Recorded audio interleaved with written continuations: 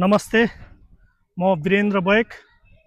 सदा चाहिँ हामी आज पुनः अर्को नयाँ एपिसोडको साथमा अबको बाटो युट्युब च्यानल र फेसबुक पेज मार्फत यहाँहरू माझमा प्रस्तुत हुन गइरहेको छु। क्यामेराम्यानमा मलाई साथ दिनुहुने खुसीजङ बस्नेत र पदमराज शर्मा ज्यूलाई धेरै धेरै धन्यवाद दिँदै आज चाहिँ म चौकुने गाउँपालिका वडा नम्बर 6 मा रहेको श्री नेपाल राष्ट्रिय आधारभूत विद्यालय सालमा धारापानीमा छु। यति बेला मेरो पछाडिको ब्याकग्राउन्डमा जुन पृष्ठभूमिमा देखिएको विद्यालयमा आज एकजना यसै अबको बाटोका सञ्चालक धर्मराज दानी सुनगाबाज्यूको जुन पठन पाठन शैली छ त्यस शैलीलाई आज हामी यहाँहरू माझमा प्रस्तुत गर्न गइरहेका छौँ। अबको बाटो युट्युबमा अथवा फेसबुकमा यहाँहरू समक्ष हामी हरेक नयाँ नयाँ कुराहरूको खोज तलास र नयाँ नयाँ कुराहरूको ज्ञान दिने उद्देश्यका साथ हामीले यस च्यानलमा पुनः अर्को नयाँ भिडियो प्रस्तुत गर्न गइरहेका छौँ। सदा चाहिँ यहाँहरूले देखाउनु भएको माया यस भिडियोमा पनि देखाउनु हुनेछ भन्ने कुरा यहाँहरूमा जानकारी दिँदै अबको पालोमा यस विद्यालयका अथवा हाम्रा यस अबको बाटोका सञ्चालक धर्मराज दानी को पठन पाठन शैलीतर्फ यहाँहरूलाई प्रस्तुत अथवा यहाँहरूलाई लग्न गइरहेको छु। आफ्ना कुराहरूलाई पढाएर विद्यार्थीहरूलाई लामो समयसम्म दिगो राख्ने प्रयास अथवा उहाँको जुन कला छ त्यसलाई मान्नै पर्छ। अब चाहिँ म यहाँहरूलाई यो कक्षा कोठामा प्रवेश गराउन गइरहेको छु। यहाँ मेरो ब्याकग्राउन्डमा विद्यार्थी भाइ बहिनीहरू हुनुहुन्छ र त्यसै गरी यहाँ शिक्षक हुनुहुन्छ। नमस्कार सर। ल नमस्कार भाइ बहिनीहरू। ल नमस्कार। आजको क्लास सुरु हुन्छ हाम्रो, हैन? आज हामी पढ्ने शीर्षक के हो, के विषयमा पढ्दैछौँ?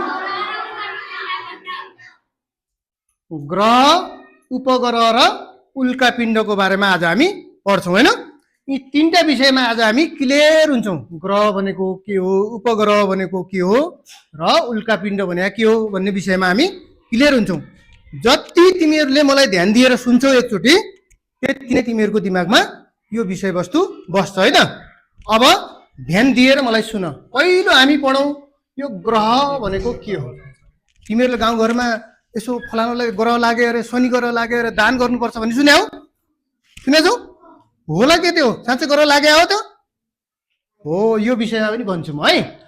ग्रह भनेको के हो भन्दाखेरि हाम्रो यो पुरै ब्रह्माण्ड छ नि, ब्रह्माण्डमा भएका आकाशका पिण्डहरूलाई के भन्छन्? ग्रह भन्छन्। जसले सूर्यको वरिपरि घुम्छन् नि ती चाहिँ ग्रह हुन्। अब यसरी भनौँ, सूर्यको वरिपरि घुम्ने आकाशीय पिण्डलाई के भन्ने? ग्रह भन्ने। हेर यहाँ यो केन्द्रमा के छ? सूर्य छ, है? यो सूर्य छ। अब यसका वरिपरि घुम्ने ग्रहहरू कतिवटा छन् थाहा छ? हो, कति? 8वटा ग्रह छन्। हेर त, 8वटा ग्रह कहाँनिर कहाँनिर छन् एक पनि हेरौँ, है। सुरुमा छ बुध ग्रह छ यहाँनिर, त्यसपछि शुक्र ग्रह छ यहाँनिर, त्यसपछि पृथ्वी छ। अब अर्को के छ? मङ्गल ग्रह छ यहाँनिर। अब यहाँनिर एउटा चाप पेटी छ यहाँनिर। फेरि यी 4वटा ग्रह भित्री ग्रह हुन् सूर्यका। भनेपछि अब 4वटा ग्रह फेरि बाहिरी ग्रह छन्। के हुन्? बृहस्पति, अर्को शनि, अर्को अरुण, अर्को वरुण। हेर ल, यी जति ग्रह छन् नि, यी 8वटा ग्रह, यी 4वटा ग्रहले पनि सूर्यको परिक्रमा गर्छन्। यसले पनि गर्छ। सबैले के गर्छन्? सूर्यको परिक्रमा गर्छन् यिनले। यहाँनिर उल्का पिण्डहरू छन् नि, यो कहाँनिर हुँदो रहेछन्? हेर त, 4वटा ग्रहको बाहिर, 4वटा ग्रहका भित्र। त्यही भएर के भन्छन्? बुध, शुक्र, पृथ्वी र मङ्गल ग्रहलाई भित्री ग्रहहरू भन्छन्। त्यसपछि बृहस्पति, शनि, अरुण र वरुणलाई के भन्छन्? बाहिरी ग्रह भन्छन्। अब बुझौँ, आकाशमा रहेका पिण्डहरू जसले सूर्यको परिक्रमा गर्छ त्यसलाई के भन्दो रहेछन्? ग्रह। ल भन त अब, सूर्यको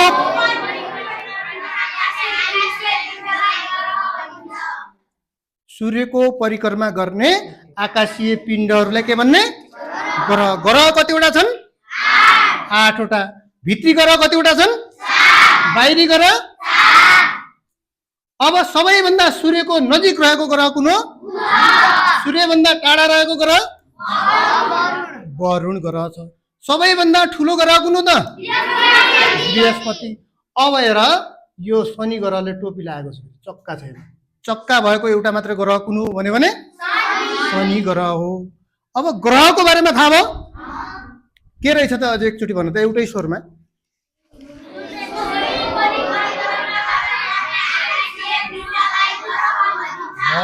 स्याबास।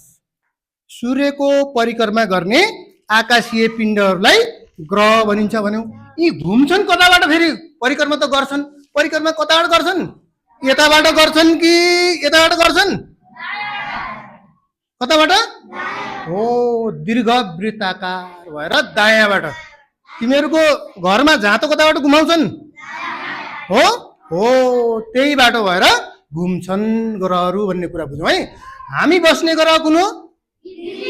पृथ्वी कतिौं स्थानमा छ? तेस्रो स्थानमा छ पृथ्वी। नो धेरै सूर्यको नजिक छ, तातो हुन्छ, नो धेरै टाढा छ, चिसो हुन्छ। यो ठिक्कको वातावरण भएकोले यहाँ पशु पन्छी छन्, बोट बिरुवा छन्, मान्छे छन्। एउटा मात्रै जीव भएको ग्रह कुन हो भने पृथ्वी मात्रै हो। अरू ग्रहमा के छ? कुनै पनि बोट बिरुवा, मान्छेहरू, जीव जनावर छैनन् भन्ने बुझौँ। अब उपग्रह हेर त, उपग्रह उपाध्यक्ष भने सुने हौ तिमीहरूले? कस्तो हुन्छ उपाध्यक्ष? के काम गर्छ उपाध्यक्षले? अध्यक्षको वरिपरि घुम्छ, अध्यक्षकै निर्देशनमा काम गर्छौ कि नै? हो, यो उपग्रह पनि अब यी ग्रहहरूले सूर्यको परिक्रमा गर्छन्, उपग्रहले ग्रहको परिक्रमा गर्छन्।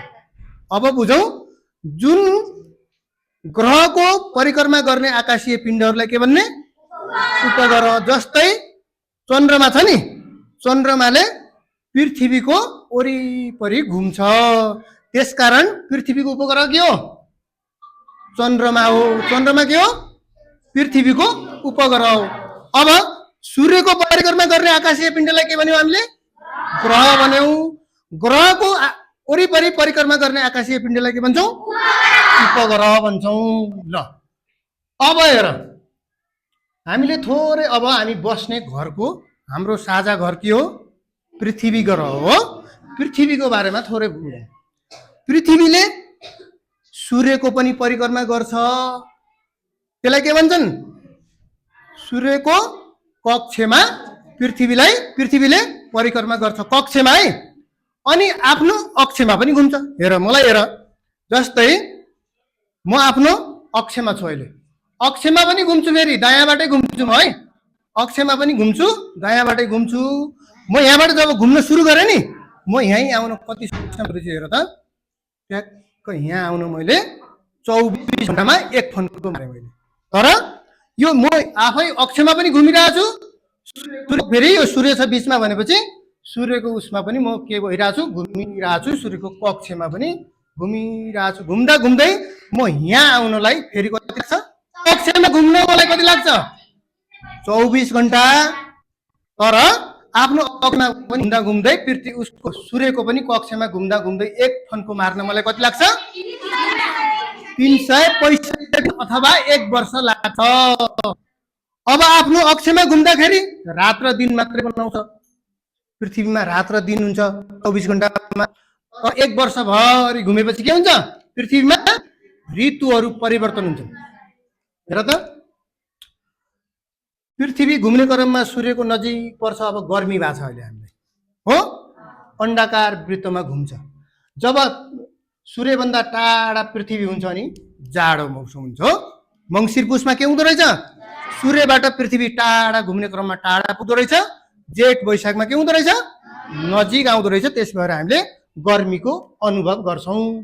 अब ग्रह र उपग्रहको बारेमा केही छ नबुझेको? अब उपग्रह भने के होला भन त?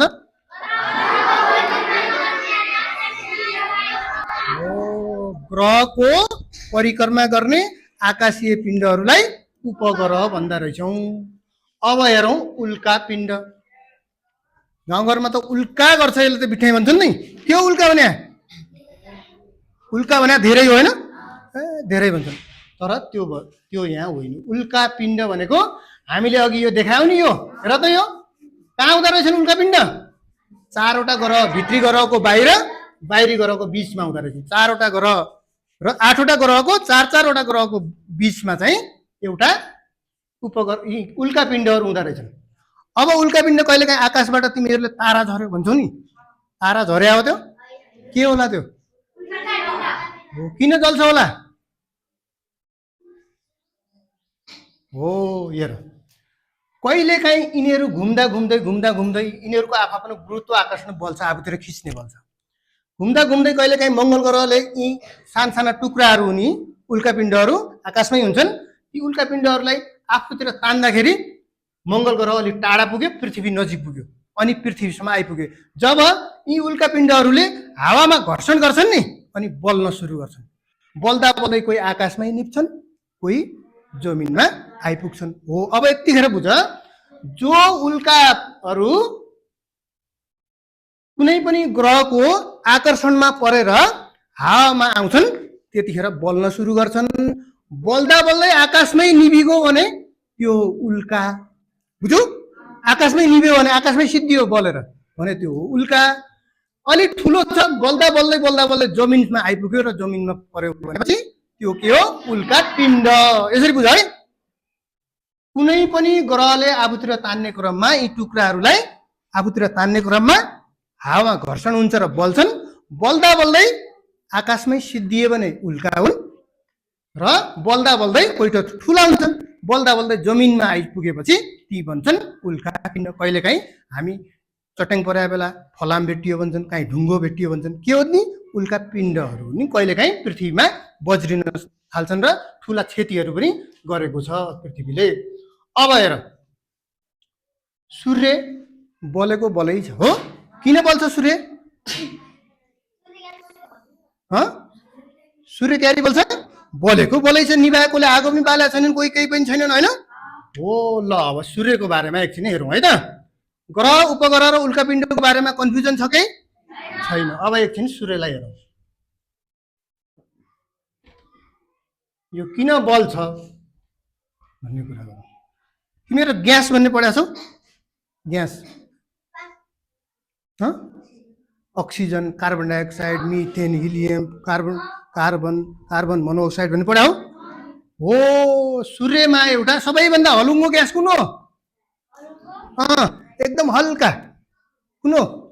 हाइड्रोजन सबै ग्यास भन्दा हलुङ्गो ग्यास हो। हलुङ्गो चिज के हुन्छ? माथि तैरिन्छ। सबैभन्दा गरुङ्गो ग्यास कुन हो? कार्बन डाइअक्साइड सबभन्दा तल हुन्छ त्यो, है? गरुङ्गो त पिपमा हुन्छ। अब सूर्यमा हेर, करिब 98% ग्यास के छ? हाइड्रोजन छ।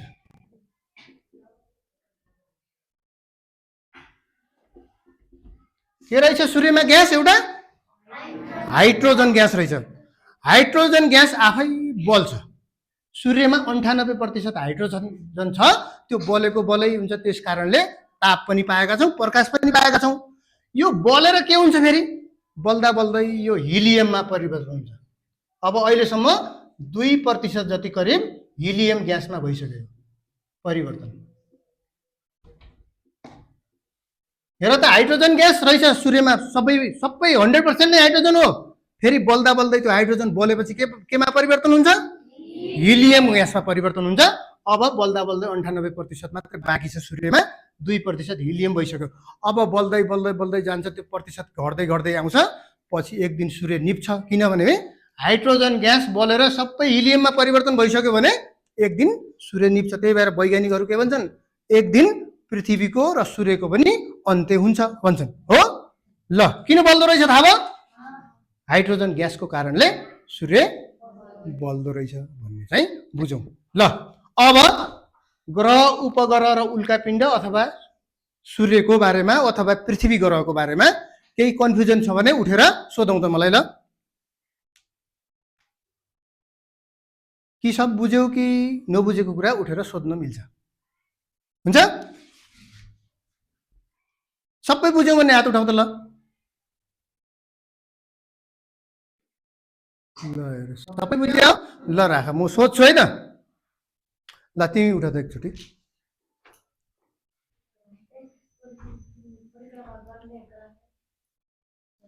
ल तिमी उठ त। ग्रह भनेको के हो? सूर्यको वरिपरि घुम्ने आकाशीय पिण्डलाई के भन्छन्? ग्रह भन्छन्। ल बसौँ। ल तिमी उठ त। यो उपग्रह भने के हो ल भन्नु त?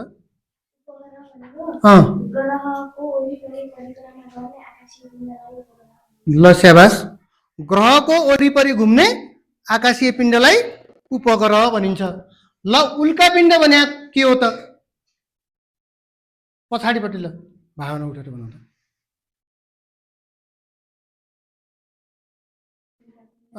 उल्का भनेको के हो? पिण्ड भनेको के हो?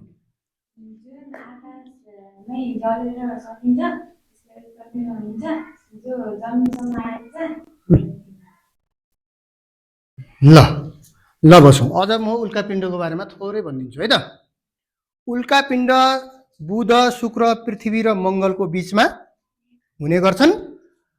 ग्रहहरूको आकर्षणले ती पिण्डहरू आफूतिर तान्ने क्रममा हावामा घर्षण हुन्छन् र बल्छन्। जो बलेर आकाशमै सिद्धिए तिनलाई उल्का भनिन्छ। जो बल्दै गरेर पृथ्वीसम्म आइपुग्छन् तिनलाई के भन्छन्? उल्कापिण्ड भन्छन्। उल्कापिण्ड नभन्छन्। हो। अब सूर्यमा के ग्यास रहेछ? हाइड्रोजन ग्यास बलेपछि केमा परिवर्तन हुँदो रहेछ? ल आजलाई यो कक्षा यतिमा अन्त्य गरौँ है त। हामी अर्को च्याप्टरमा छलफल गर्छौँ है त। आजलाई यति है। ल ल thank you class. Goodbye. ल goodbye bye. Thank you. Sit down.